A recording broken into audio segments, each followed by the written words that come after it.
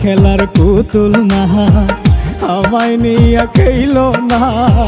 রঙের পিরিতি আমি আর চাই না।